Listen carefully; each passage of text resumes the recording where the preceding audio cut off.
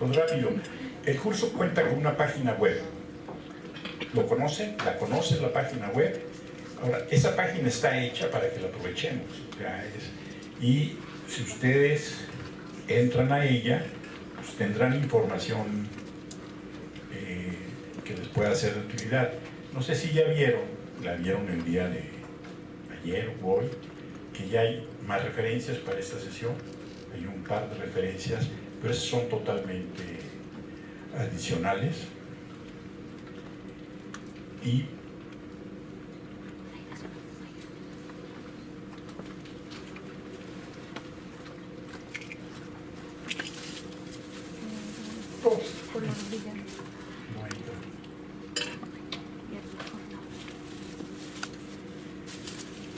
ustedes recuerdan, hay una de las cejas de la página web que dice programa.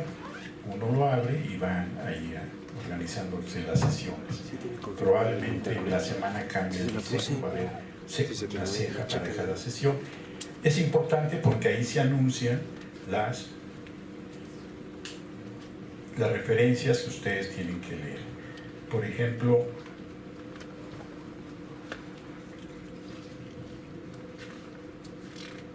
ustedes no habían visto esto, ya tenemos nuestro video de la sesión anterior.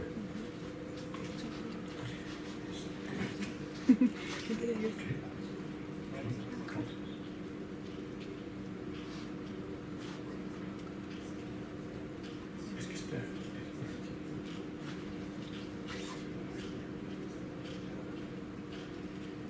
Entonces estoy mostrando la primera sesión, donde ya está el video de la sesión anterior.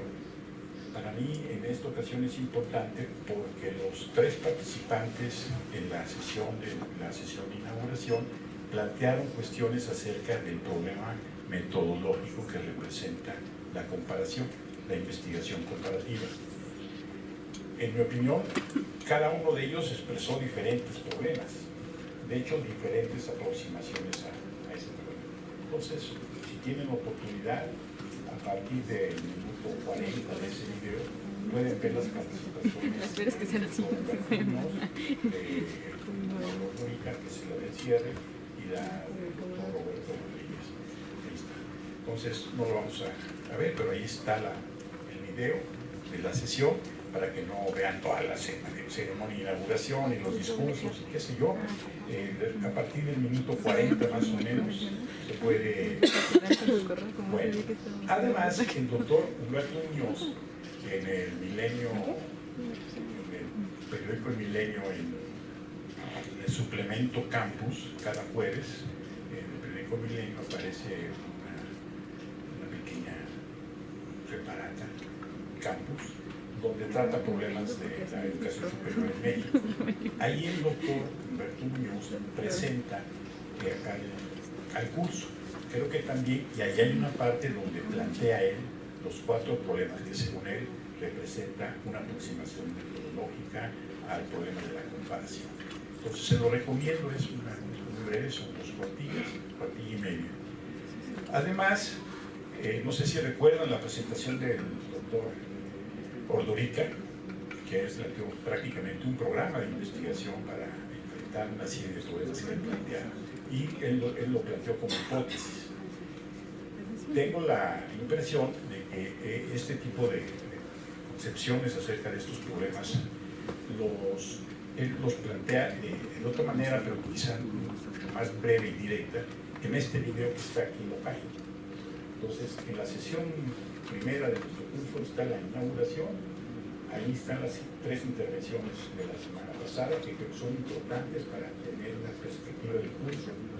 Y hay una intervención del doctor Ordorica en una conferencia de 20 minutos, donde se plantearon también los problemas, que sobre todo el papel y la responsabilidad de la universidad en estos tiempos, y sugerencias que si tienen oportunidad en 20 minutos pueden ver este video. Yo en lo personal se lo recomiendo. Además de que hay una pequeña descripción del curso y la naturaleza del curso por parte del doctor Humberto Muñoz. El día de hoy, problemas conceptuales y metodológicos en educación superior comparada, y un servidor está aquí. referencia que ustedes tienen como la referencia que deben descargar, la comparación en las ciencias sociales, de Sartori y el primer capítulo. Y eso es lo que deberían leer, y entonces incluso ya tenemos preguntas de eso. Y así nos vamos a seguir. Vamos a hacerlo porque si no se va a volver inmanejable la página, vamos a hacer una ceja por sesión, pueden ver las referencias. ¿Sí? El día de hoy hablaré muy rápido de una serie de problemas, incluso para planteárselos al doctor.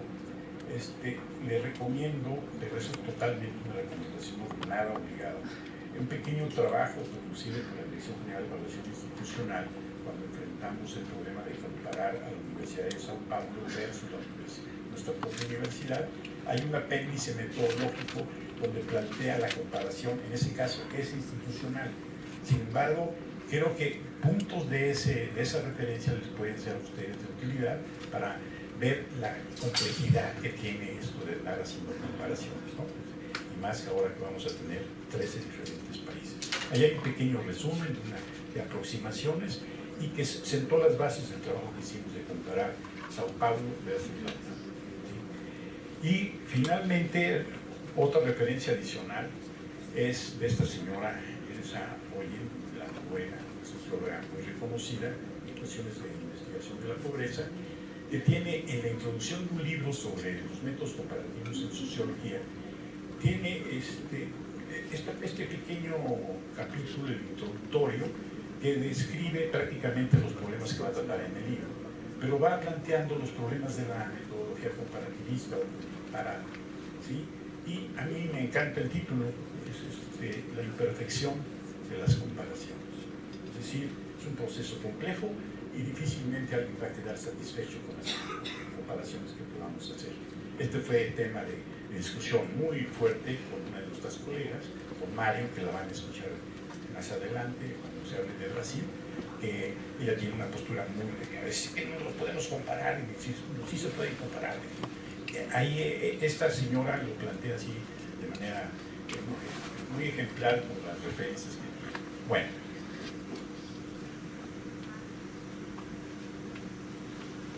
regresamos a la presentación muy rápido para ya empezar. Entonces, la página del curso, ¿de acuerdo? Ya la tienen, es un recurso para ustedes, hay información, los va a llevar a otras páginas, etc. Aquí tampoco se ve, pero vamos a ver qué les vamos a hacer. Hay otras fuentes de información muy importantes para el curso que se las recomendamos, que tienen que ver con datos de sistemas de educación superior o indicadores de diferentes países. Por ejemplo, aquí está, no se alcanza a ver, va a estar esta presentación en la página, la pueden bajar y van a ver una de las referencias, es Our World in Data, nuestro mundo en datos, que tiene una parte sobre educación muy interesante. Me adelanto, va a estar en la página y quien la pida la puede pedir al correo que tiene el curso en la página, se las enviamos, si no la pueden bajar, se las envío yo en lo personal. Pero por ejemplo, ustedes pueden hacer esto, con este sistema, con esta base de datos de esta dirección, nuestro mundo en datos. Por ejemplo, aquí, ¿cómo eran? Proyecciones de la proporción de la población de 15 años o más que ha llegado a la licenciatura. De nuestros 13, o sea, en este caso más países, pero son básicamente los 13 que vamos a ver en términos de una proyección, qué proporción de la población de 15 años o más ha llegado o ha alcanzado a la licenciatura, al menos. Y como pueden ver, lástima que no tengo la página para poderlo representar, pero vienen las tendencias desde el 2000 hasta el 2050 de cada uno de los países. Ahí podrán encontrar a México y hacer las comparaciones, si es que se pueden hacer.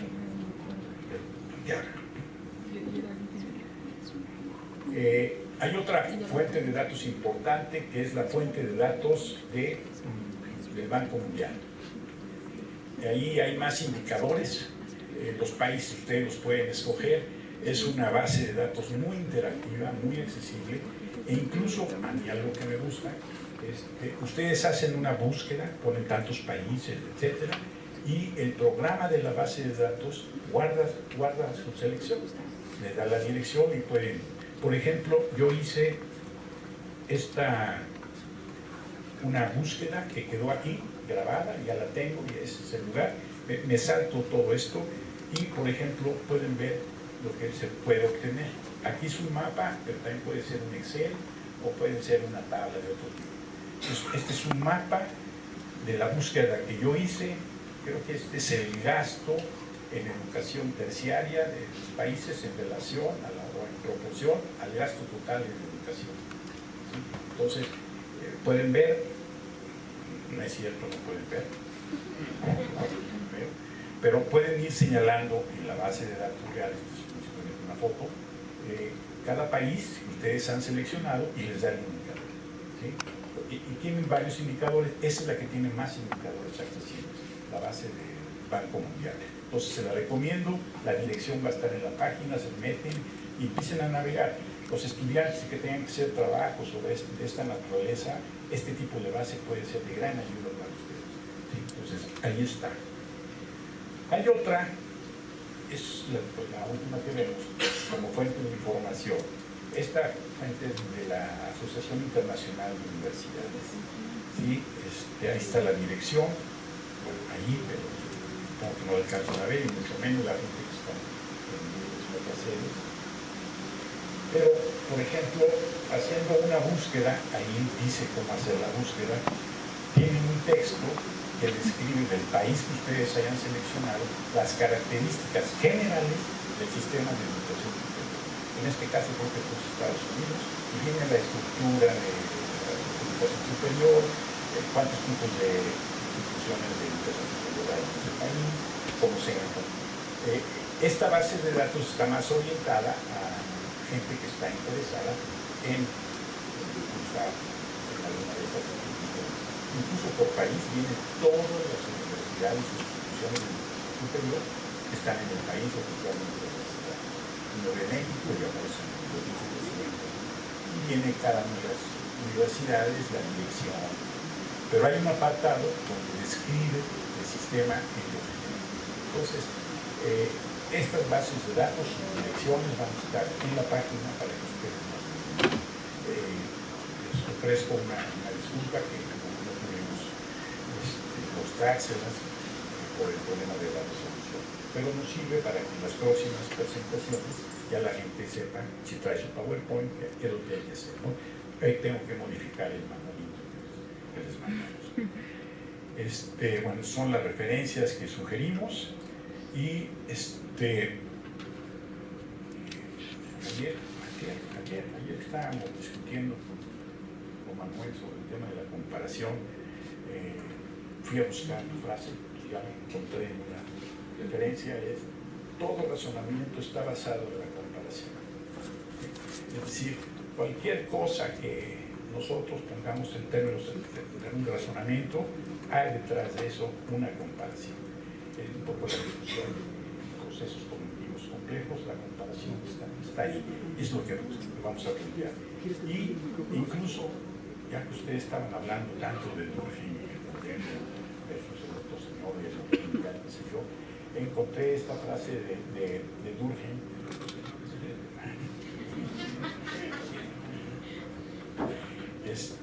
de que por definición la sociología no es que haya una ciencia sociológica comparada, sino que la sociología por definición es comparada, no puede haber, lo plantean. Entonces, esto sirva como una introducción.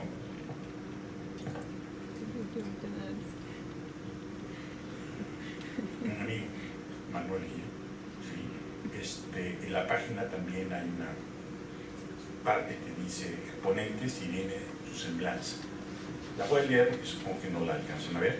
Doctor en Ciencias, con especialidad en Metodología de la Ciencia Política de Investigaciones y Estudios Avanzados Investat, maestro en Ciencias Sociales, con especialidad en Sociología en la Facultad Latinoamericana de Ciencias Sociales, Flaxo, sede en México, licenciado en Filosofía por la Universidad Iberoamericana.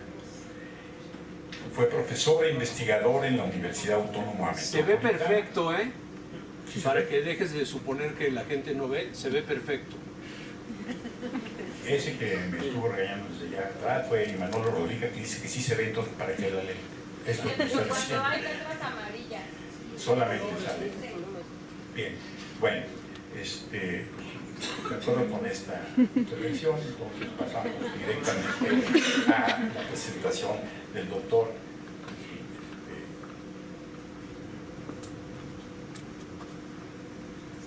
Creo que van a ver. Muy buenas tardes. Gracias, Jorge. Yo creo que durante mi formación y años subsecuentes, en las sesiones que se llamaban de metodología, cuando lo preparaban a uno para ser sociólogo o para hacer investigación, poco a poco fue ingresando a ese campo una serie de discusiones epistemológicas del tipo de la diferencia de las ciencias del hombre y las ciencias de la naturaleza, los paradigmas, Lakatos, Feyerabend, etc.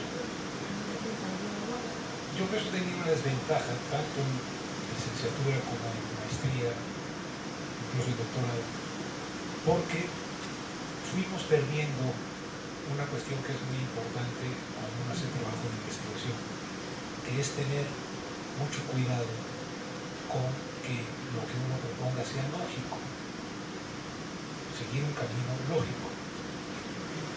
Y las discusiones sobre epistemología solían ser...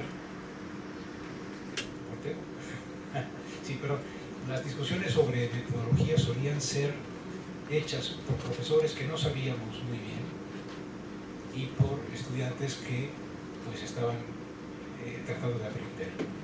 De tal manera que creo que se nos fue desproblematizando nuestro quehacer. Entonces a mí me da muchísimo gusto que en el curso de este año regresemos a la posibilidad de discutir, y esto va a ser un diálogo con Jorge y después un ejercicio, una propuesta, cómo pensar en clasificar, comparar, inferir tres operaciones lógicas, agrupar, pero con un sentido. Luego, como dice Sartori, no sé si lo leyeron, parangonear. No sabía que existía ese verbo, pero está muy bonito, ¿no? Y sí, la RAE dice que existe. Comparar e inferir, que es con base en algunos observables que no son accesibles, a partir de una teoría, hablar de inobservables que les dan coherencia. La inferencia, la comparación, la clasificación son muy importantes, sobre todo en un curso en que va a haber la presentación de 13 países, ¿no? Entonces, ciertamente hay ocasiones en que uno dice, chispas, pues es que eso es de prepa o no. Ya pensándolo muy bien, creo que debe ser una cuestión general. Siempre hay que estar muy abusados con nuestros procesos lógicos, ¿no?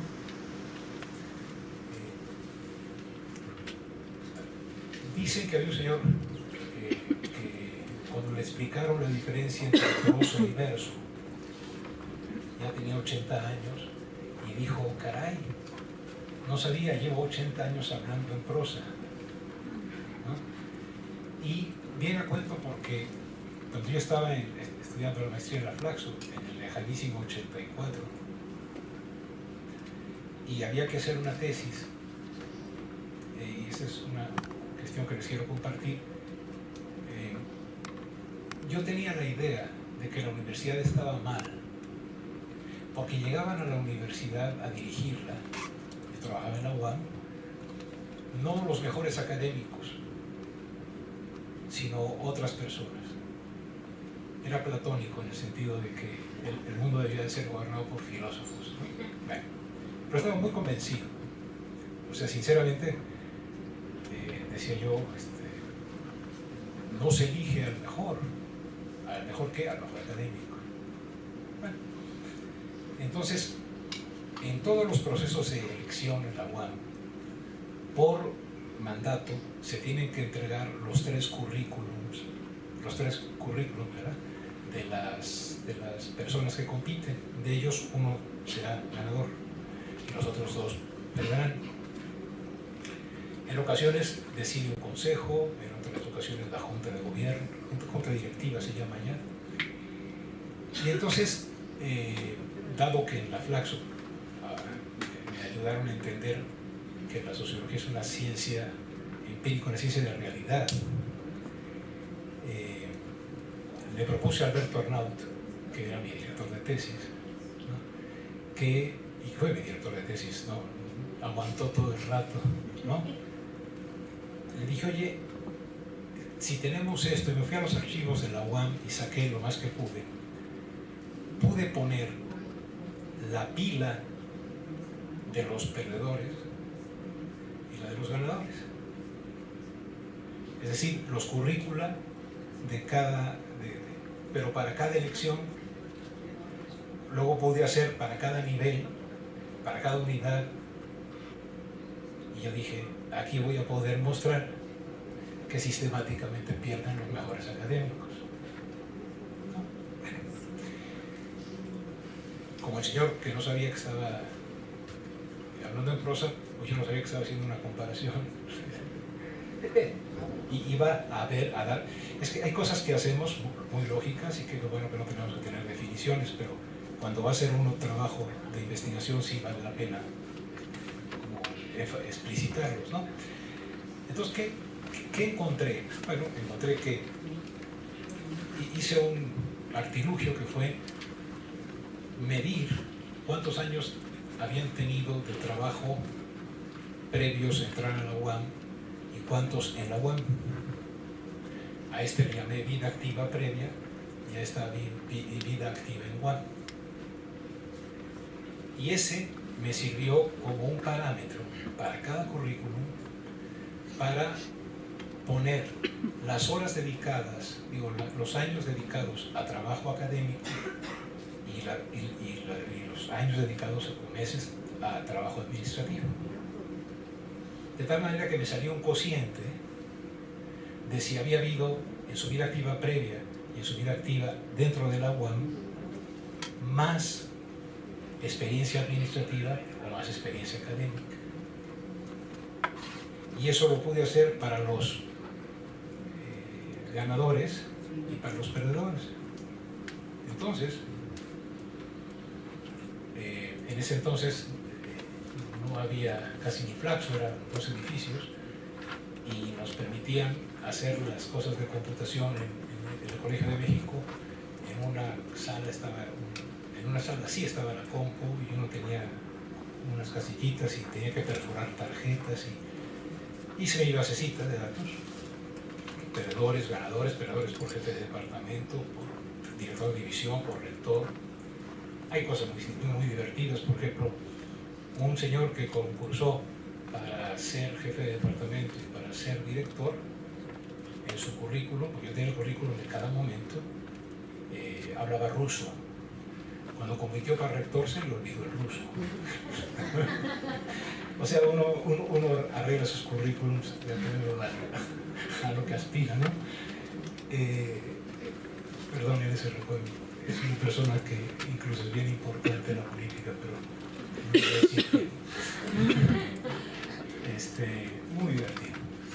Entonces, cuando obtengo los resultados, obtengo totalmente lo contrario a lo esperado.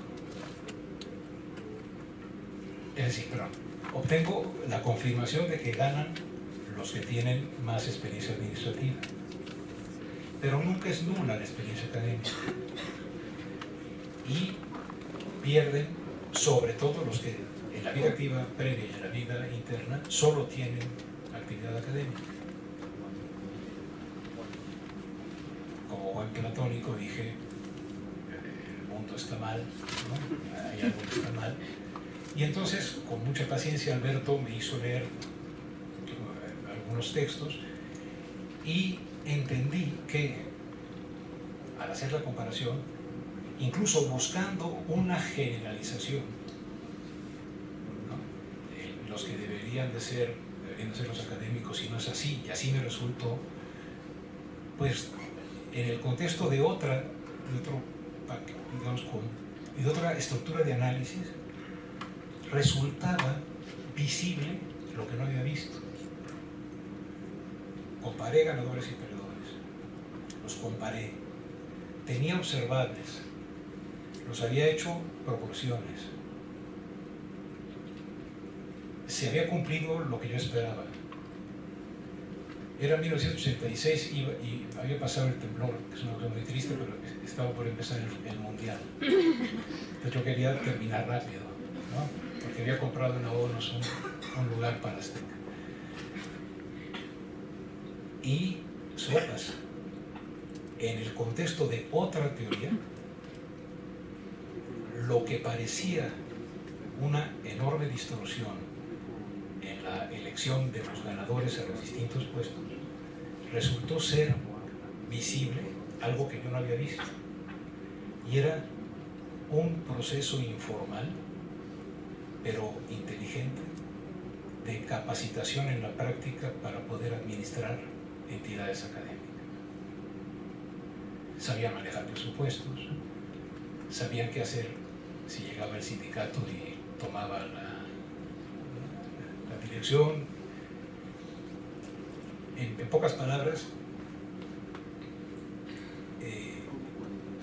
aún cuando uno cree que encontró lo que buscaba, si uno hace una comparación que cumpla ciertas características que no son más que las que orienta la teoría, y la teoría de uno está equivocada, otra teoría puede hacer que uno vea, y entonces la clasificación, ganadores, perdedores, la comparación entre ellos y la inferencia, me condujo a hacer la tesis de maestría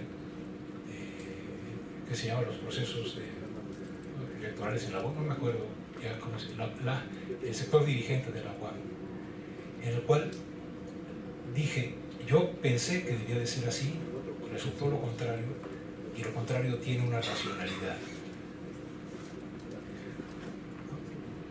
Ese fue el primer momento en el cual, cuando yo empecé a estudiar más cuestiones en el doctorado de estas cuestiones de metodología, dije, caray, hice todo esto.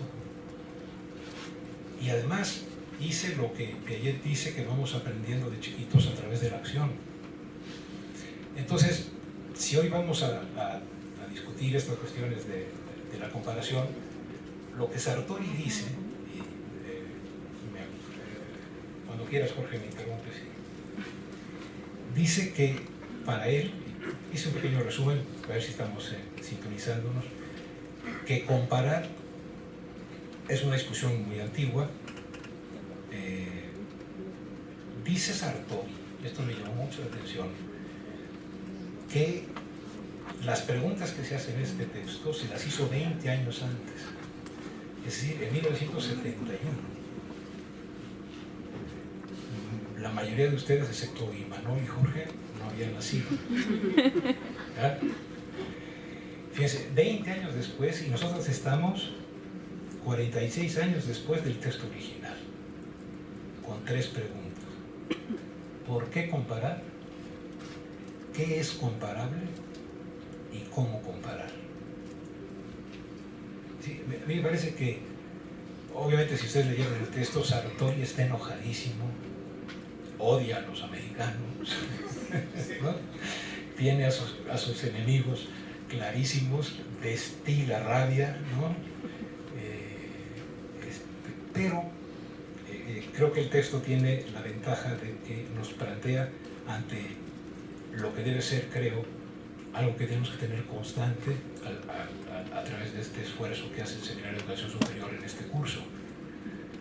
Vamos a conocer de 13 países. Ese hecho nos hace estarlos comparando.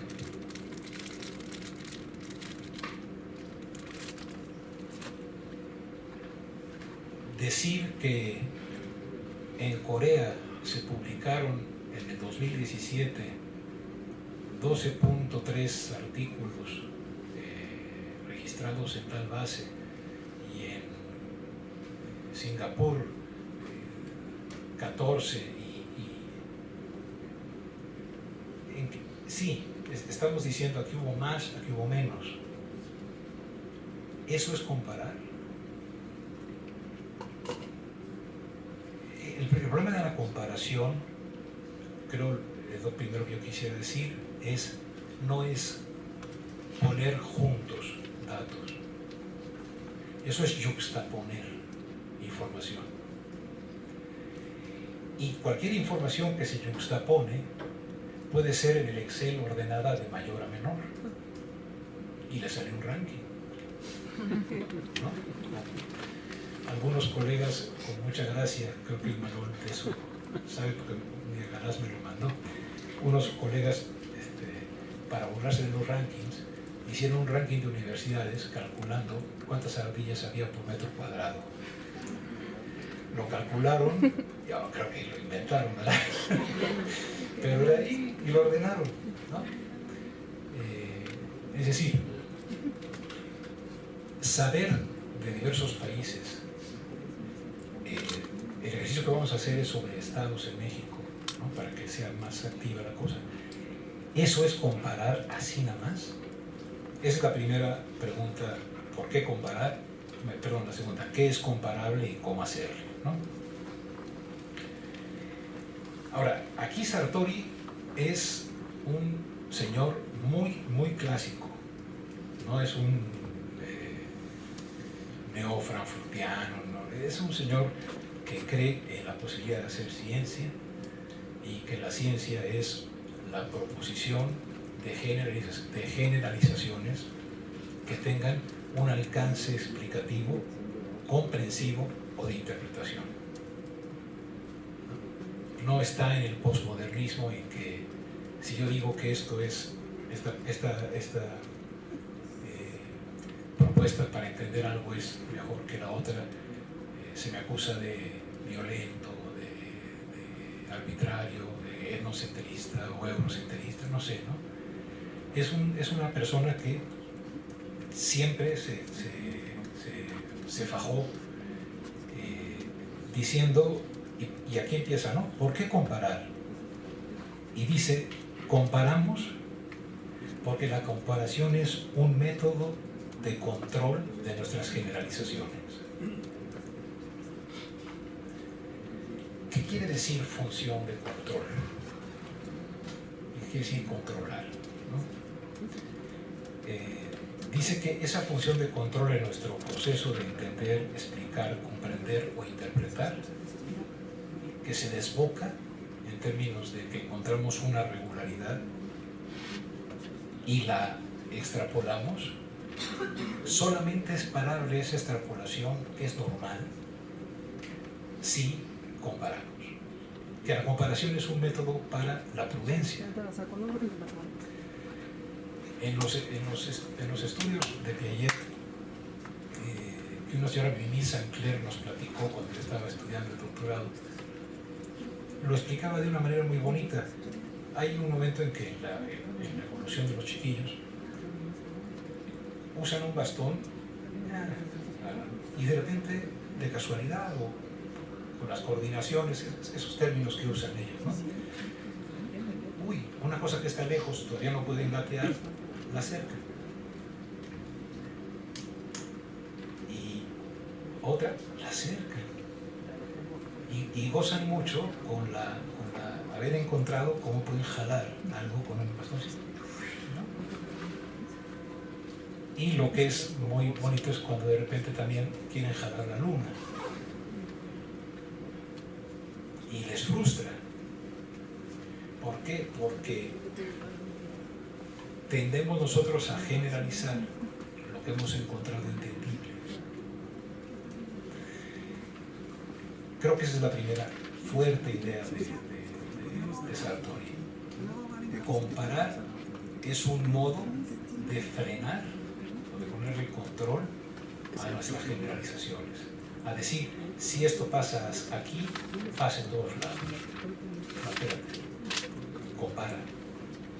Tienes que comparar para ver si es cierto. Eso es muy importante. Jorge, no sé si hasta este momento estás de acuerdo. ¿Sí? ¿Alguno de ustedes? ¿No hay bronca? ¿Sí vamos? Bueno.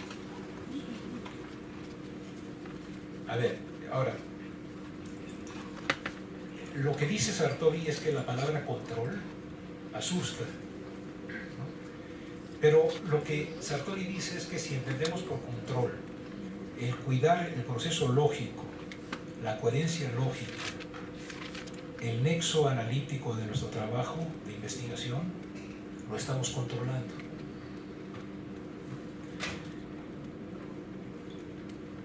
No dice Sartori que la comparación sea el único método para controlar. Sí, no es cierto que la comparación sea el único método para no desbocar o sacar de madre, en términos de que se desborde nuestro hallazgo del bastoncito hacia la luna. No es el único, pero dice, pero es uno y es muy poderoso.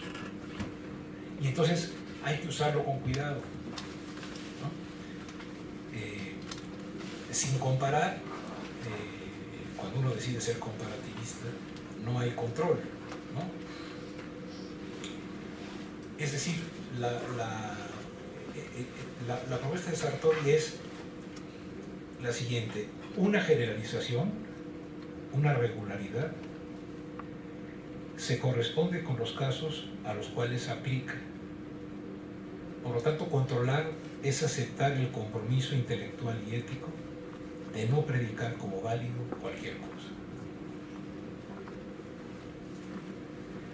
Si nosotros no tenemos elementos para que nuestra conjetura sobre lo que estamos viendo en un caso, si no tenemos elementos para poder decir que así ha de ocurrir, hay que ser capaces de decir, este caso así es inteligible.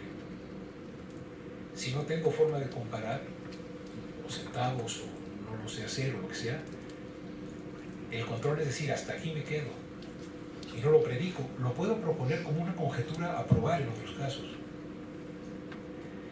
pero lo que no puedo hacer es,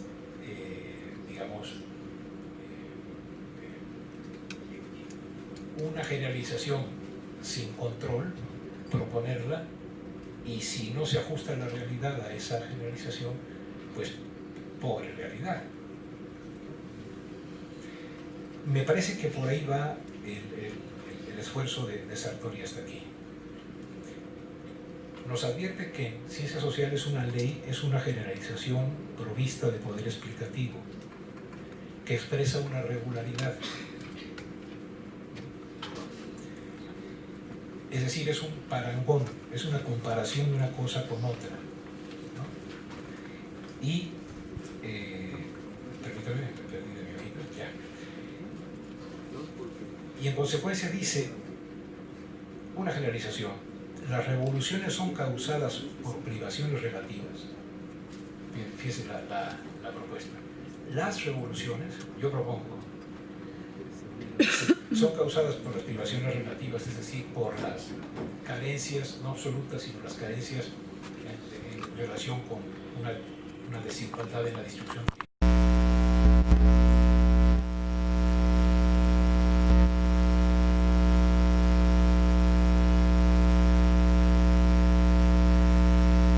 Privaciones relativas muy agudas en que no hubo revolución. De tal manera que podamos controlar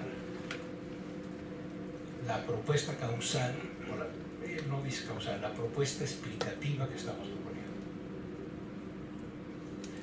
Porque cuando vamos a otro caso y en ese caso no ocurre, se acota la generalidad de la propuesta, de la proposición, pero surge la posibilidad de encontrar un factor en ese otro caso que también estuviese presente en el primero y que sea más explicativo y comprensible. Y obviamente todas las generalizaciones de este tipo están orientadas por la teoría. Por ejemplo, para ir a nuestro terreno, les voy a proponer la siguiente generalización. Las instituciones de educación superior, y más concretamente las universidades autónomas, que tienen juntas de gobierno, es decir, que eligen al rector y a las autoridades máximas o de siguiente nivel, son más estables que las que no tienen este órgano y hacen entonces las elecciones por votos o por consejos amplísimos. ¿No? ¿Qué opinarían de esto?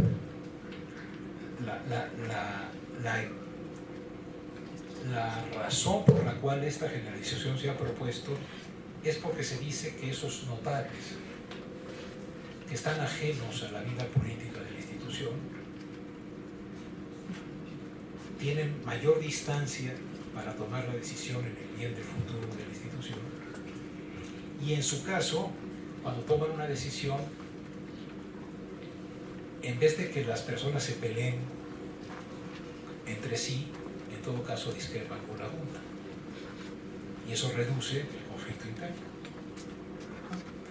No es descabellada la idea, uno puede decir, pues mira, está interesante, pero si no comparamos esto que parece ser tan nítido, tan lógico, a algunos les puede parecer absolutamente estúpido, pero digamos, a algunos les puede parecer que sí, suena bien, ¿no?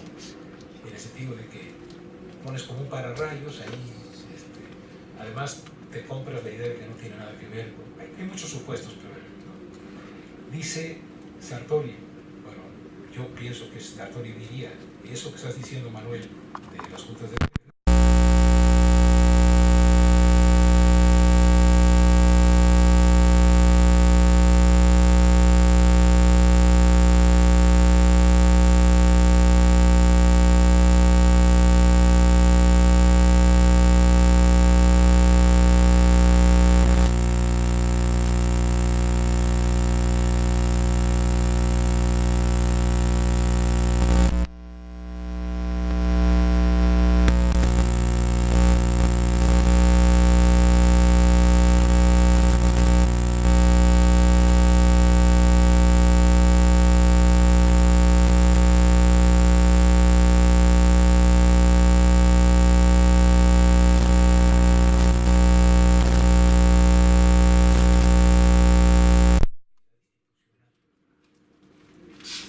Bueno, no me acuerdo cuáles se habían decidido, pero creo que huelgas, paros, conflictos sin solución, etc.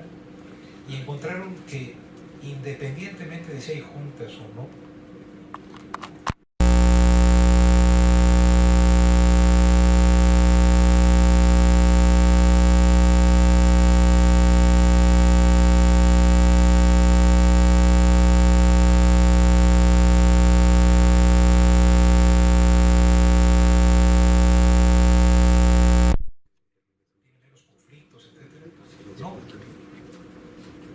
en consecuencia,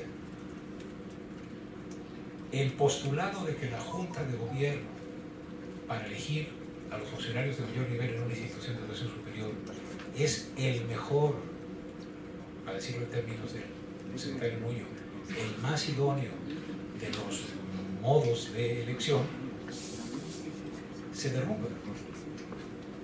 Se derrumba, ¿por qué? Porque ha de haber otra cosa que hace estables a las instituciones, porque instituciones sin ese factor son estables.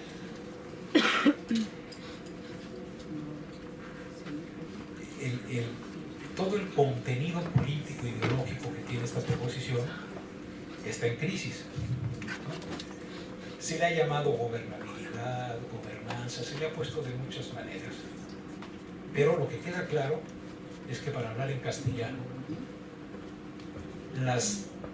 los equilibrios de poder y las hegemonías en las instituciones no generan luchas menores cuando hay juntas directivas o de gobierno que cuando no las hay. Dependen de las correlaciones de fuerza. Esa sería otra generalización, ¿no? Que en una de esas habría que poner a controlar, en control. Pero la que sí se cayó en esta comparación fue la de la junta directiva, ¿cierto? Profe, ¿voy bien? Sí. Por ejemplo, esta propuesta, no, se los digo siempre en esta lógica del diálogo, en esta propuesta de decir que es más comprensible o interpretativo que no sea un órgano el que determine la estabilidad, sino un análisis político de las correlaciones, ¿verdad? Que es un poco más... Habría que ir a compararlo, ¿no? Pero así controlamos, ¿no? Bueno. Hay un párrafo central, antes de pasar a la siguiente pregunta, en la página 32, dice que, bueno, una cosa es comparar, pero dice Sartori, queda pendiente el problema de cómo la comparación explícita se relaciona con la comparación implícita. Por eso la primera frase que puso Jorge, de que decía todo conocimiento implica una comparación, incluye todo razonamiento. Dice, y si por esta vía se puede llegar a una comparación inconsciente. Aquí él está peleando. Y dice, el control es más fuerte y atendible en la medida en que más se apoya en comparaciones explícitas y sistemáticas.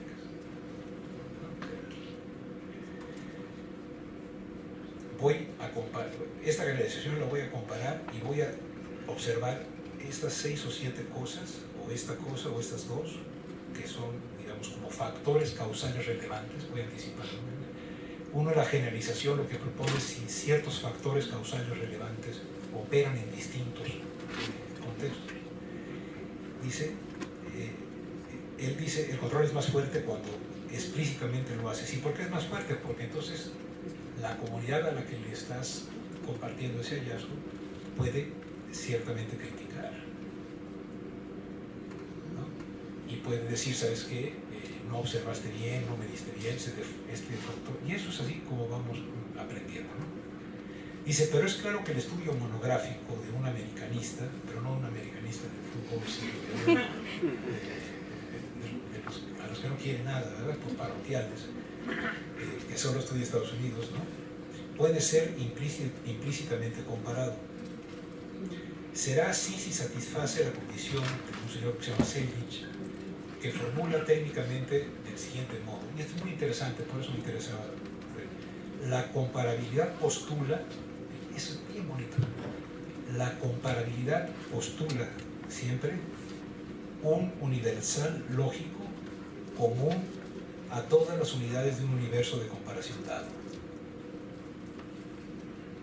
Aunque no estemos haciendo una comparación de A con B, cuando estamos tratando de conocer a A, dice Selvidge, estamos teniendo un modelo, un modo, una concepción de cómo debería de ser contra la cual observamos esto, o desde la cual observamos esto. No, es verdad, uno no sabe lo que ve, uno ve lo que sabe. Entonces, para poder hacer observable algo, lo que tiene uno que tener, dice este autor, y Sartori está de acuerdo, está saliendo una comparación implícita.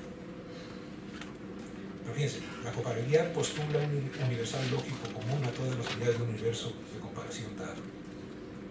Expresado en términos más estrictos, implícitamente comparado, implica el uso de parámetros, perspectiva y proporciones, recabados de casos comparables, y el empleo de categorías de análisis no ideográficas, es decir, no de naturaleza histórica, sino derivadas de alguna teoría general o de algún esquema conceptual generalizante.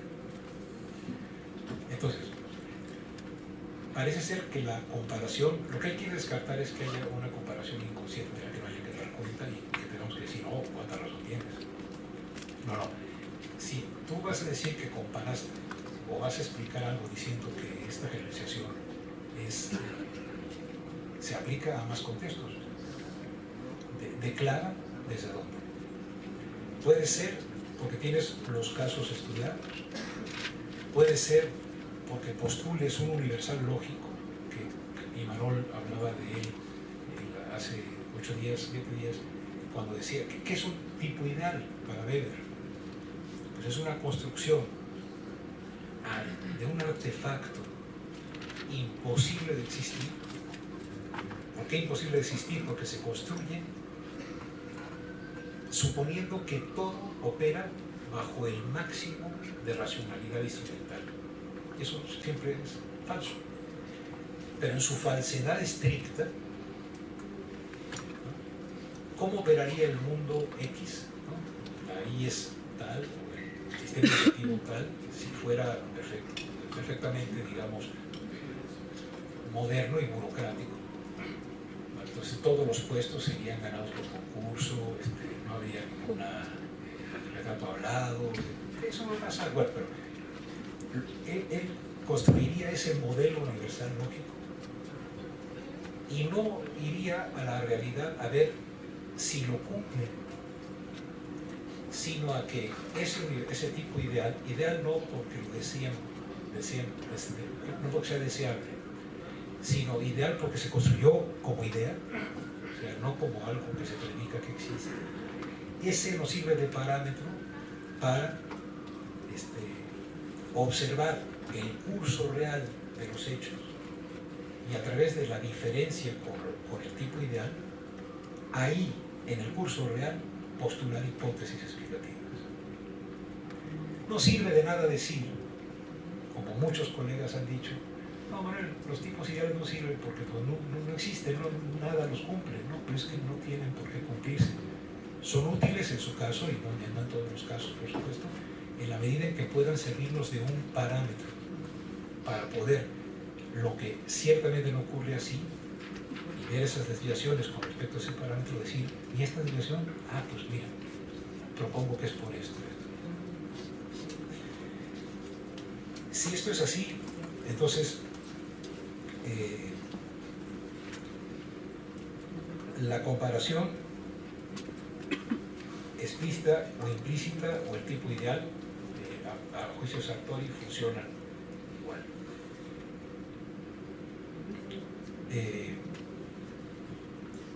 Sartori se pregunta, ¿todos somos a fuerza animales comparantes? Y entonces dice Durkheim, Lasswell y Ahlborn dicen que sí, ¿no? Y es lo que Jorge ahorita ponía.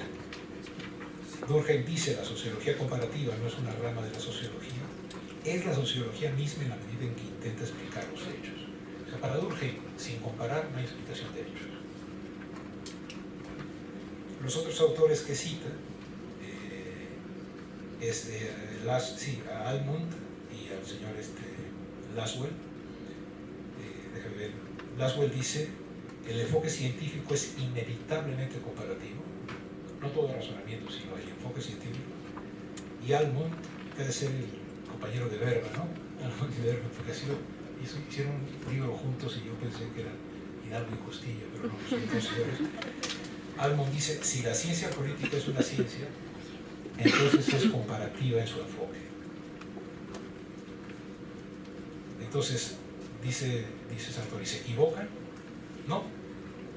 Si se lee con atención, dicen que si nuestro enfoque no es comparativo, entonces no es científico. Pero hay un grande if, ¿no? Sí. Si tal, entonces está fuera, está tratando de moverse fuera de lo nomotético de las leyes de las ciencias naturales, causa-efecto. Si se da este conjunto de factores y se relacionan de esta manera, entonces, y eso es lo que se propone comparar. Pero es muy fuerte lo que está diciendo, ¿eh? Dice que si nuestro enfoque no es comparativo, entonces no es científico. si quieren, pasemos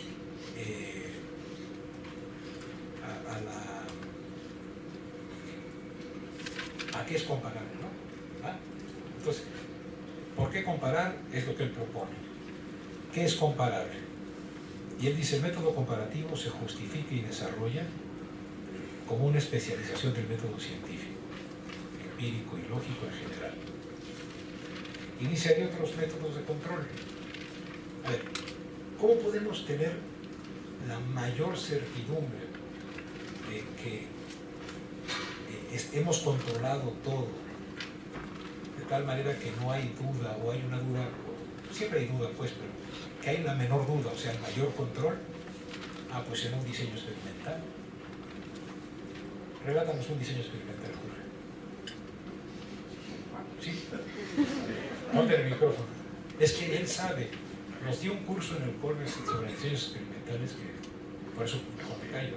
Rapidísimo, y que incluso me va a servir para plantearte un par de cuestiones. Esto es un hecho reciente de deshonestidad científica que no se puede hacer pública porque implicaría muchas cuestiones muy... Sería desastroso que esto se hiciera público en términos de los nombres de las personas que hacen. Es una investigación biológica donde resulta que obtienen un dato muy importante para la biología, tiene aplicaciones en medicina, porque un grupo de sujetos experimentales expuestos a ciertas condiciones se logra ciertas cosas. El problema es que a la hora de, y que ahorita voy a plantear el problema, a la hora de tratar de replicarlo en las mismas condiciones, comparar, ¿no? Resulta que no se obtiene el resultado. Y como el viejo abuelo decía el Skinner, controla tus condiciones y el orden va a emerger. Aquí lo que se pusieron a ver es que, ¿por qué demonios no podíamos replicar esto? Entonces resulta que, vamos a hacer el cuento largo, es el agua que estaban bebiendo los sujetos experimentales en esta investigación era más ácida de lo que debía. Y por lo tanto, eso al interactuar con el procedimiento experimental que estaban siguiendo, resultó que alteraba los efectos, encontraron esa maravilla de nuevos efectos que no podían replicar porque la famosa agua. Y lo que decidieron fue publicarlo sin decir que los animales bebían del otro, ¿no? Es algo muy reciente. Bueno, entonces el experimento es bajo ciertas condiciones de alimentación, los sujetos presentan ciertos cambios planitos, ¿no?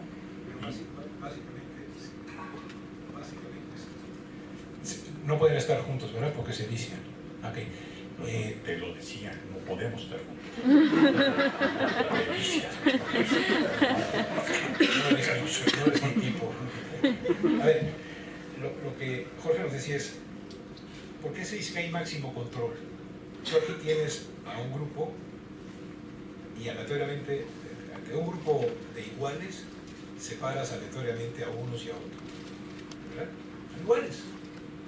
Y a unos les echas el chunche o les aplicas pues el estímulo o el procedimiento o lo que sea, y a estos un placebo, o sea, algo que parece que es lo mismo, sobre todo por si son ratones muy listos que se dan cuenta que le están echando, ¿no? Porque este es un señor que trabaja con ratones, ¿no? Y no trabajas conmigo. Entonces, ¿por qué hay ahí máximo control? Porque echas parejas todas las condiciones, aleatoriamente seleccionados para grupo A y grupo B.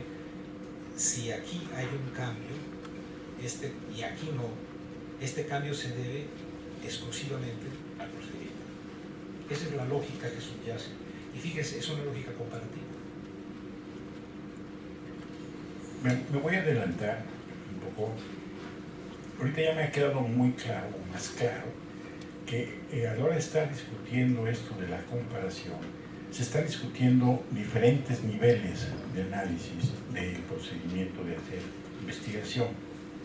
Yo estaba pensando en la comparación el año pasado, creo que ya lo platicaron, el curso se dedicó a México, todo el sistema de educación superior en México.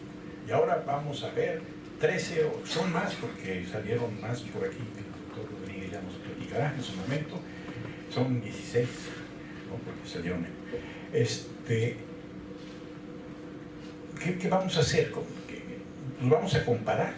Vamos a ver, la próxima semana nos toca empezar con Estados Unidos, ¿no? Vamos a ver, vamos a comparar, pero ¿qué significa ahí comparar?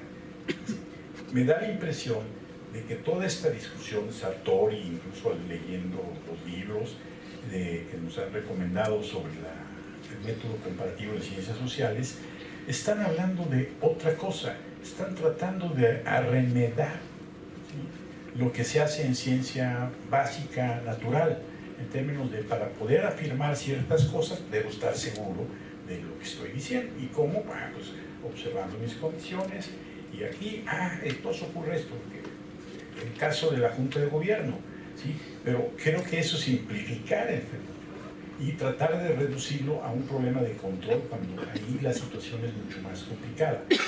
A la hora de comparar México con Estados Unidos, si es que vamos a hacer la comparación, pues se va a describir Estados Unidos. ¿Bien? ¿Qué comparamos? Yo creo que tendremos que tener, y eso sería uno de los problemas que habría que resolver, una teoría o un modelo que nos sirva para guiar nuestras comparaciones, porque si no ocurre lo que decías hace rato. Si ustedes se voltean a ver, volteense a ver ahorita unos a los otros, así, y digan, compárense.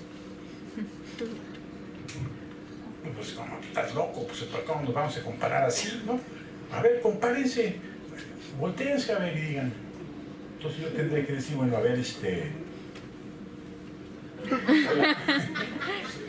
¿tú eres? Entonces, ¿a quién lo comparo? Entonces ya él metió un criterio de comparación, que es el peso corporal, o por ejemplo, la cantidad de pelo, ¿no? O sea, tendríamos, o sea, para poder hacer esa comparación, ¿sí?, tendríamos que tener como un modelo o hipótesis como las que planteabas. Creo que la discusión acerca de que todo esto es comparar tiene que ver con la metodología para hacer válidas nuestras afirmaciones. Pero aquí, ¿qué afirmación voy a hacer? El gobierno o la gobernanza en las universidades norteamericanas es de tal tipo. Seguramente Manuel nos va a platicar de eso. Y no sé si me explico, en términos de que la comparación, y que fue el problema que tuvimos al comparar Sao Paulo con la UNAM, tenemos que tener algo. ¿Por qué demonios salen mejor que nosotros en los rankings? ¿No? Esa era la pregunta en realidad. Entonces leyendo cosas como, no, pues que el contexto, entonces hay un capítulo en nuestro libro, sobre antecedentes y contexto cultural, la historia de la universidad. Entonces, viene toda una serie de cosas.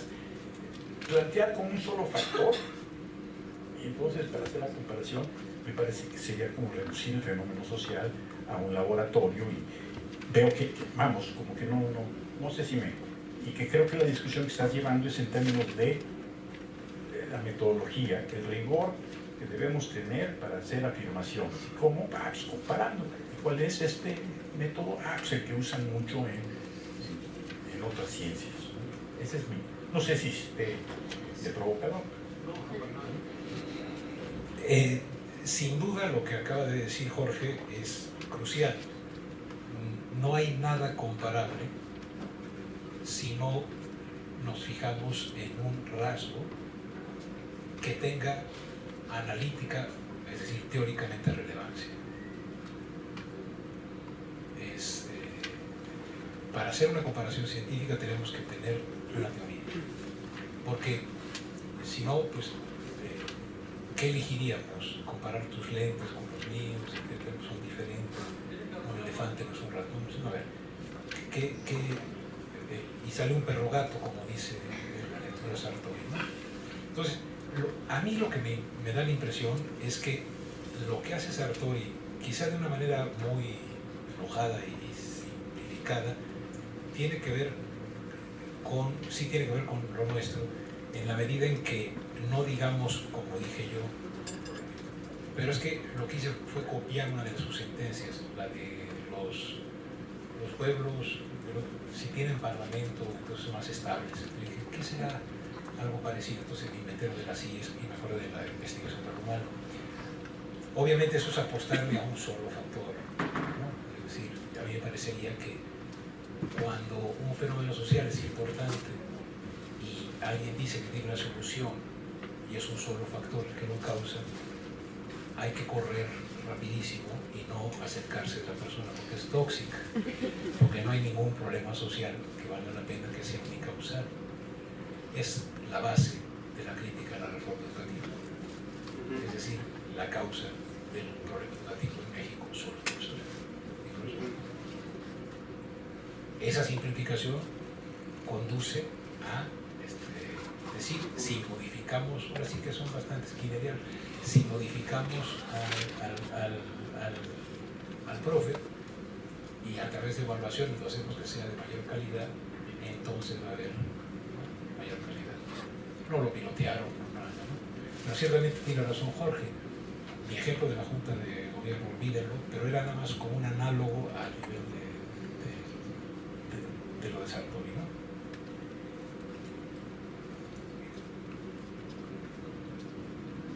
Bueno, Sartori dice que hay más control cuando hacemos un experimento. Y luego dice cuando hacemos un trabajo estadístico. Después cuando comparamos y luego cuando hacemos un estudio histórico. Ese es el orden de mayor a menor control. Duda incluso entre si el estadístico o el comparado. El estadístico da mayor control que el comparado. Pero, digamos, él propone eso, ¿no? Llevo ya bastantes meses conversando con mi colega Byron Mora, diciendo que estamos teniendo un problema. Por ejemplo, la tasa de no respuesta en la encuesta nacional de ingreso y gasto de los hogares está acercándose al 30%.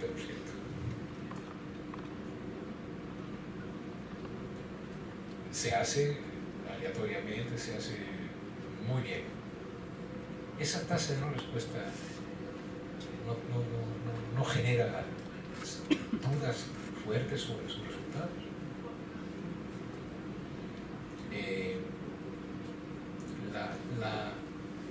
La noción de que lo estadístico, porque el control estadístico es que básicamente si de un universo yo aleatoriamente agarro una muestra, o sea, de una jarra de agua de limón, tomo la meneo y tomo una cucharadita, ya puedo predicar la dulzura de la cucharadita como propia de todo el conjunto, si no se asiente el agua, ¿verdad?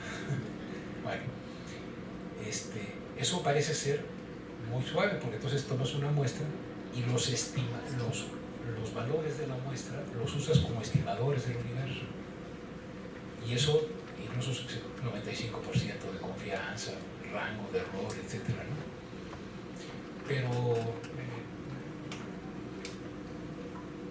por ejemplo, en una regresión se tiene que cumplir que las cosas, que cada uno de los factores sea absolutamente independiente, y está muy difícil que la clase social no tenga que ver con el tipo de escuela, y el tipo de escuela no tenga que ver con el tipo de facilidades. Es decir, hay que bajarle 2 rayitas, yo creo, a la predictibilidad absoluta de lo estadístico. Pero bueno, lo que sí dice Sartori es que si decimos que 2 cosas son incomparables, es que ya las comparan. Y creo que tiene razón. Entra el asunto de manzanas y peras, ¿no? Y dice, ¿se pueden comparar manzanas y peras? El dicho dice, no se puede, estás comparando manzanas y peras, los rankings están mal porque comparas manzanas y peras. Dice, no, sí se pueden comparar si decidimos previamente respecto de cuáles propiedades en común o de otras que no son en común podemos hacer la comparación. La comparación es una yuxtaposición de pera y manzana. No es la yuxtaposición Jorge Manuel. Es digamos, qué propiedades, como masa corporal o decía, cantidad de cabello, lo que sea, sería lo que nos haría comparable, ¿no? Y yo creo que entonces él dice, sí son comparables, ¿no? Ahora, solamente será comparable si, digamos, dos cosas serán comparables respecto a ciertas propiedades o características, porque son similares, y no comparables respecto a otras. Esto, a ver, yo remataría esta parte diciendo, no se puede comparar todo con todo. Se tiene que decidir qué se va a comparar. Y como se compara respecto a ciertas propiedades, rasgos y características, no se compara lo idéntico, sería absurdo, tampoco se compararía lo absolutamente diferente, sino aquello que tiene atributos compartidos y otros no. Aquí es donde yo apostaría a que el curso puede ser, este curso tiene dos caminos: aprender de 13 o 16 sistemas educativos y tener información de ellos, o hacer algunas comparaciones. Pero para hacer algunas comparaciones tenemos por fuerza que decir qué atributos de lo que vayamos a comparar comparten los dos países o los tres países, para poder en ese atributos, digamos, iniciales para la comparabilidad. Si no tenemos claros esos atributos, lo que vamos a tener es una yuxtaposición. Déjame decirlo rápido. En el primer trabajo que hice de la profesión académica, el profesor alemán que coordinaba el curso de la investigación era se llamó The Academic Profession, 14 países, uno era México. Y en una reunión en la que estaba decidiéndose el cuestionario que se iba a aplicar en 14 países, yo solicité, que era muy importante, poner el grado que se tenía al ingreso al trabajo de profesor. Y Ulrich Teichler, el profesor alemán, que en ese entonces era más joven y más bronco, no se aguantó y dijo: eso es una constante. Fíjense, ¿qué es el atributo que se comparte? El grado de ingreso, ¿verdad? Para él era constante. ¿Por qué? Porque como buen alemanista, ¿no?, decía, el mínimo minimorum para ser profesor es tener doctorado.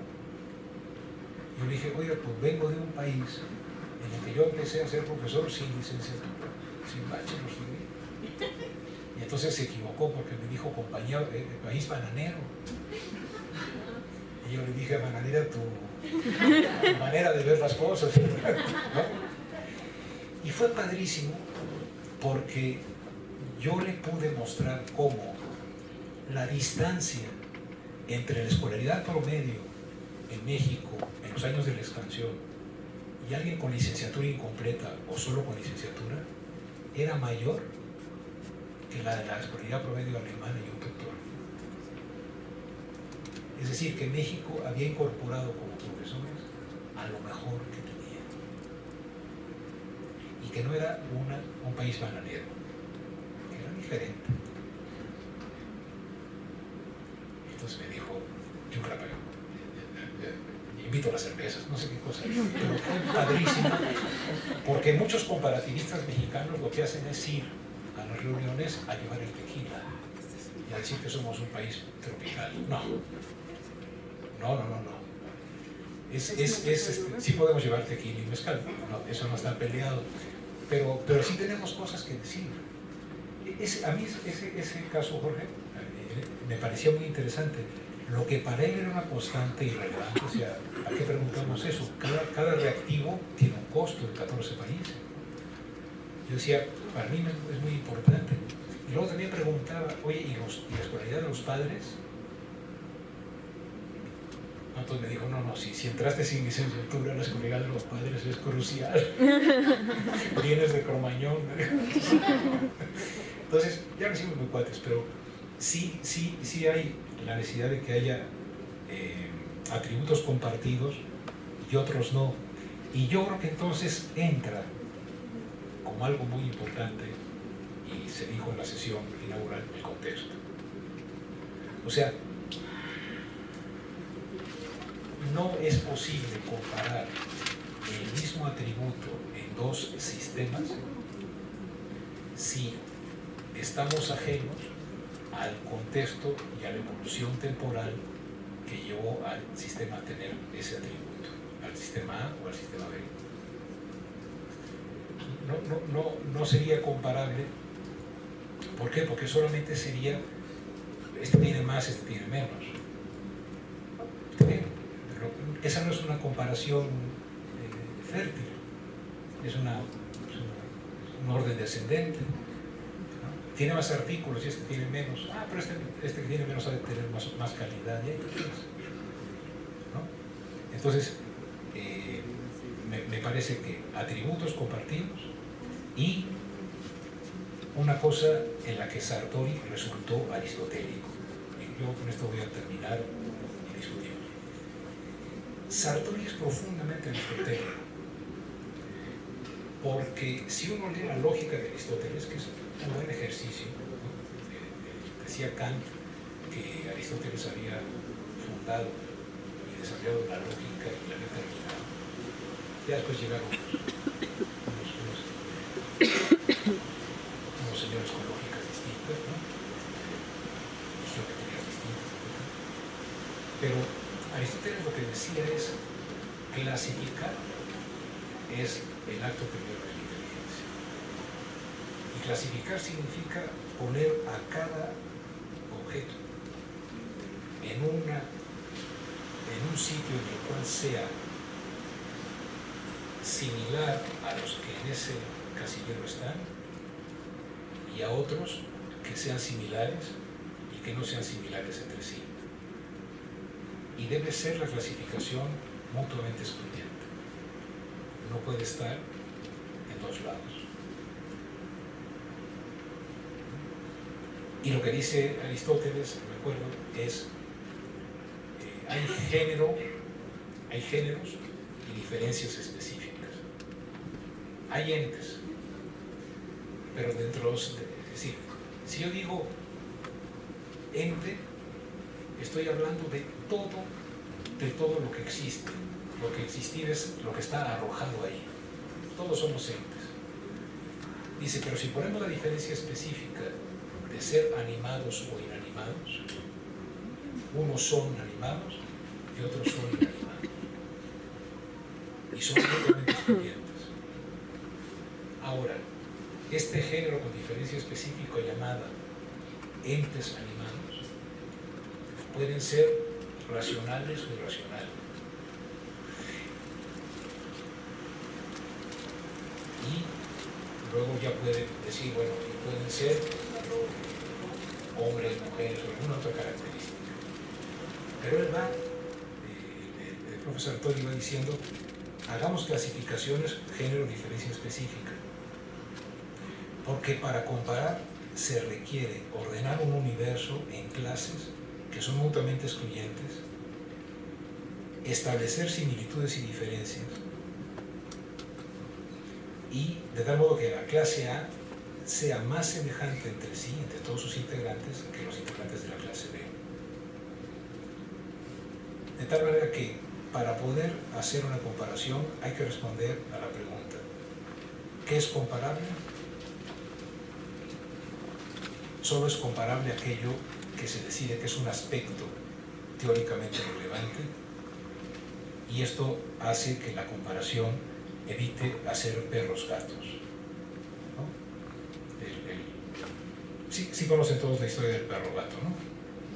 ¿Sí? No. Creo que vale la pena porque es chiquita. ¿No crees, Julián? Dice Sempronio, y es bien bueno, uno muchas veces es Sempronio, Lo que pasa es que no lo dice uno cuando está aquí hablando, ¿no? Pero yo he sido varias veces Sempronio, he comparado a lo güey, ¿no? Sempronio, Agustín, Jorge, Manuel, cualquiera de nosotros, ha llegado por fin a su disertación, al PhD americano. Tiene una rabia. Se le repitió hasta el cansancio que su tesis debe ser original y que debería girar en torno a una o más hipótesis. ¿Se oye bien? Okay. Sempronio investiga a los gatos, pero ¿cómo se hace para ser original estudiando los gatos? Piensa y piensa y elige el perro gato. Y su hipótesis es que todos los perros gatos emiten el sonido miau miau. Generalización. Su director de tesis dice, interesante, y una fundación contribuye con $100,000 para la investigación. 3 años después, Sempronio reaparece más bien deprimido. La hipótesis, admite, no ha sido confirmada. Es verdad que muchos perros gatos emiten el sonido miau, pero otros muchos no lo hacen. En cualquier caso, dice Sempronio, en el curso de la investigación se me ha ocurrido una hipótesis alternativa. Todos los perros gatos emiten el sonido guau guau. Pasan otros 3 años, se gastan $100,000 más y nuevamente la hipótesis es refutada. Es verdad que muchos perros gatos hacen guau guau, pero otros muchos no lo hacen. Sempronio está desesperado y su director se siente incómodo, no sabe qué va a suceder. Al final le aconseja interpelar al oráculo de Delfos. Sempronio, ahí por los rumbos del Albar, donde está la casa del oráculo de Delfos, llega a la caverna, que no es una caverna, es una casa que tiene poca sol, por la marina del escudo, llega y llega a Sempronio y el oráculo se sentía cansado. Estaba cansado de articular respuestas divinas. Lo escucha y, movido por la piedad, le dice, amigo mío, te diré la verdad sin veros. La simple verdad es que el perro gato no existe.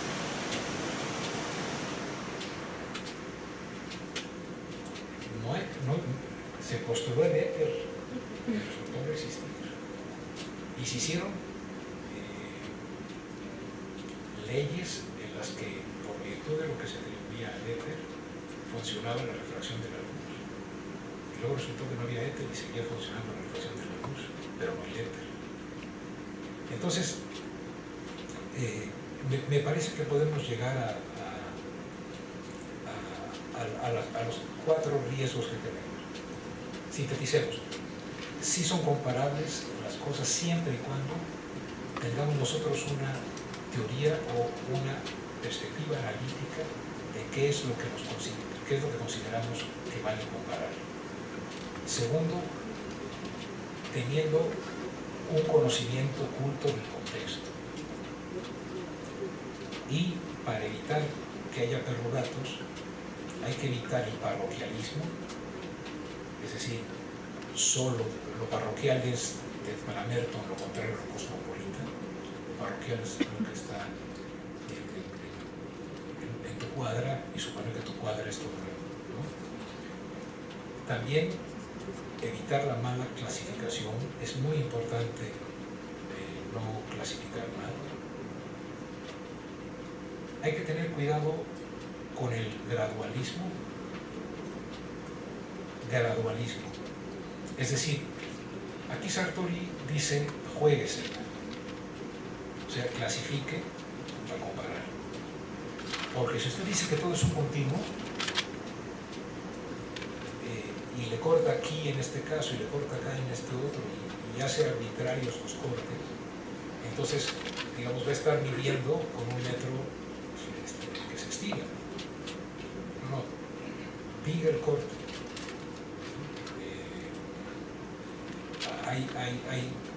Hay puntos que le llaman puntos de quiebre, ¿no? Hay puntos de quiebre. Y la última es preciosa y me parece que nos llega a todos, y es mucho cuidado con alargar conceptos. Cuando un concepto es tan padre, tan interesante, tan maravilloso y nos sorprende muchísimo, aunque nos explica todo, es quizá porque ese concepto es dialéctico. Y decía Yoseilevsky, a ver, ¿quién puede decir es dialéctico sin mover la mano? No, esto es ideología. No, es una cuestión de educación.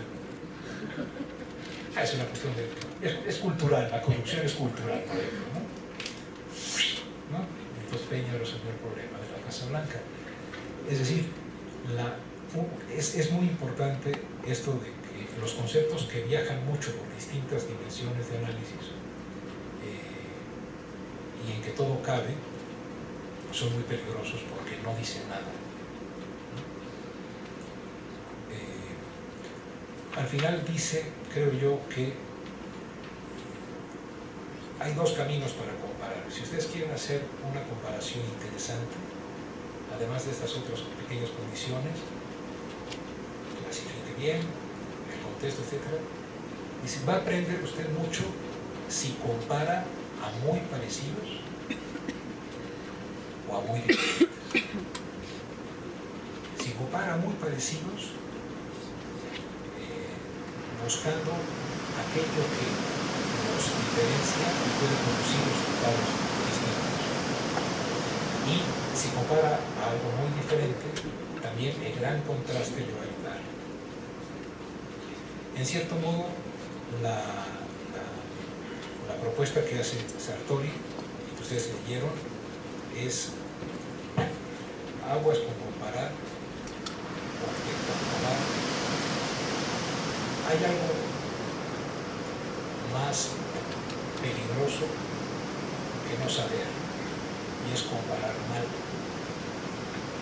porque los resultados que produce son desastrosos. Un poco parecido a aquello que se dice, lo que no se evalúa no se puede mejorar. Sí, pero lo que se evalúa mal seguramente va a empeorar. Toda evaluación es una comparación, ¿no? Entonces, si les parece, las objeciones del profesor Martínez, del doctor Martínez está, y luego la siguiente parte, después de un receso, me imagino, va a ser un ejercicio en el que le vamos a entrar todos a hacer comparación y a ver qué pasa. ¿Les parece? Vamos a hacer esto.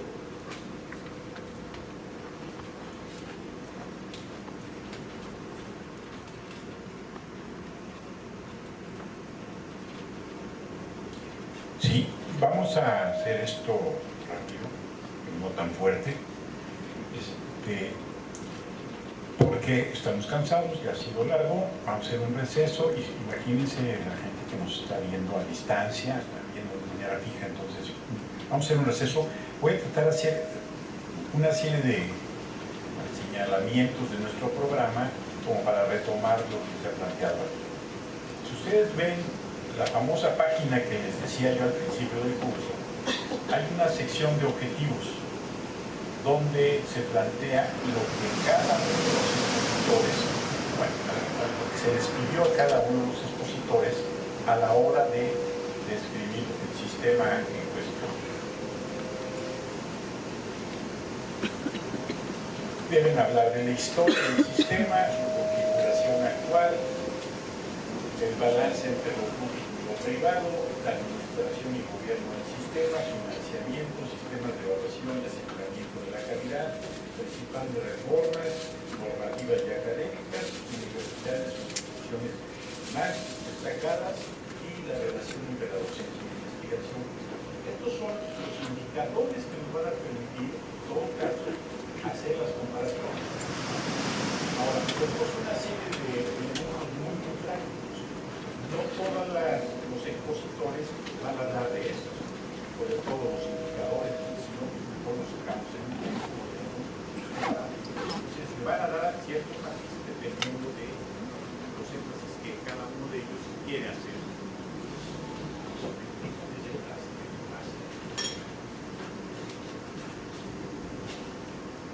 Disculpas. Es decir, esto que tú planteas, que solamente podríamos comparar en la medida que definimos de antemano qué es lo que vamos a observar de lo comparable, ahí está en el programa. Uno esperaría tener esto. Ahora, estos creo que son nueve indicadores o rubros de comparación, pues, o dimensiones, surgen pues del conocimiento tenido hasta la fecha de cómo más o menos funciona la institución de educación superior en general. A lo mejor vamos a encontrar que hay diferencias o que no haya. Pues ahí encontraremos el problema que tú estabas planteando cuando no son comparables. Ahora, todo esto ha resultado ser la conclusión a la que hemos llegado en unas sesudas discusiones que yo he tenido en lo personal con Roberto Rodríguez, discutiendo quién es mejor, si es Maradona o es Messi, ¿sí?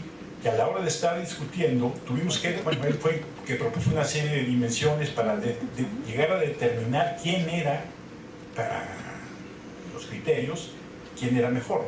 Es decir, hay que ponerse de acuerdo primero si esto nos va a servir como para describir de forma adecuada los fenómenos que queremos comparar.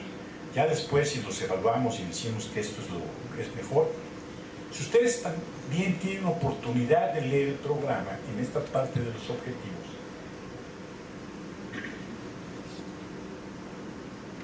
se plantean una serie de objetivos específicos que ustedes deben lograr, ¿sí?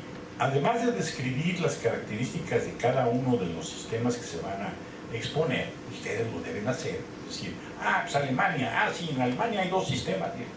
Eso lo deben hacer ustedes. No lo estamos comparando, pero sí van a tener que caracterizar a los fenómenos de bajo comparación. Bueno, ahí hay varios. Ahora, aquí lo que hace falta es cuál es la teoría que subyace a estas comparaciones. O sea, con base en que, pues este modelo de las dimensiones pues, va a servir para compararlo. Pero lo que nos importaría es compararlo con México. ¿Sí? Uno de los objetivos que está planteado en el programa es, teniendo como referencia nuestro país, ver en cómo podemos mejorar, es decir, aquí vamos a empezar a meter cuestiones de valor y evaluar. Entonces yo sigo insistiendo que Messi es mejor. Sin embargo, Roberto dice que Cristiano es mejor y obviamente Maradona, sin embargo, ¿no? Entonces, no vamos a poder llegar a esas conclusiones sino hasta la mesa redonda final. Ustedes deberían convocar a ver en dónde podemos mejorar como sistema a partir de las experiencias que supuestamente vamos a revisar. Alberto Muñoz, el doctor Muñoz, adelantó algo de esto en su presentación, ¿sí? Entonces hay que tenerlo. Hay peligros en estas generalizaciones que vamos a hacer, ¿sí? Entonces, una mala comparación, ¿sí? Puede resultar nefasto.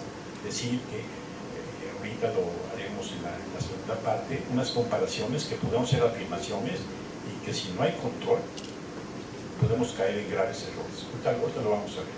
Sin embargo, ahorita que nos vamos de receso, de regreso, esperaríamos que nos hicieran unas preguntas, porque así ya quedamos. 2 de las sedes van de micrófono abierto durante 5 minutos y nos van a plantear, ¿sí? Entonces, y acuérdense que tenemos temprano, entonces tendríamos que trabajar rápido. ¿Les parece bien? Hasta aquí hacemos un receso.